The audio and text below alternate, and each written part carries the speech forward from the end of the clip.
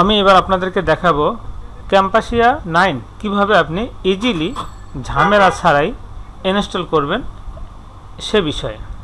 একদম সিম্পল। অন্যান্য ক্যাম্পাসিয়াতে আমরা দেখেছি অনেকগুলো স্টেপ পার করতে হয়, অমুক ডিজেবল করতে হয়, অমুক হোস্ট নেম সেট করতে হয়, অনেক কিছু কাজ করতে হয়। কিন্তু আমি এবার যেটা দেখাবো সেটা হলো সম্পূর্ণ ইজি ওয়ে। আপনার ইনস্টল করতে সর্বোচ্চ 10 মিনিট সময় লাগবে, এও লাগবে না, আর কম সময় লাগবে। এজন্য আমি ডাউনলোড ফাইলটা আমার ডিসক্রিপশনে অথবা কমেন্টসে দিয়ে রাখবো, আপনারা সেখান থেকে ডাউনলোড করে নেবেন। ডাউনলোড করার পরে আপনি যে ফাইলটা পাবেন সে ফাইলটা এক্সট্রাক্ট করার পরে এইরকম একটা ফাইল চলে আসবে।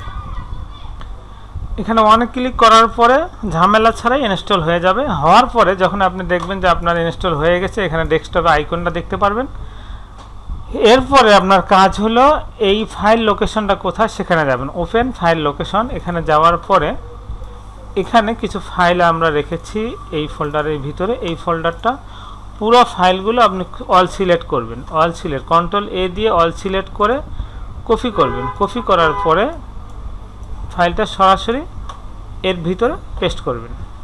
পেস্ট করার পরে ওকে বা রিপ্লেস যাই আসুক না কেন আপনি ওকে দিয়ে কমপ্লিট করবেন। করার পরে আপনি ফাইল ওপেন করবেন, দেখবেন ইজিলি ফাইলটা ওপেন হয়ে গেছে। কোনো লাইসেন্স কি চাই নাই, কোনো ঝামেলা হয়নি।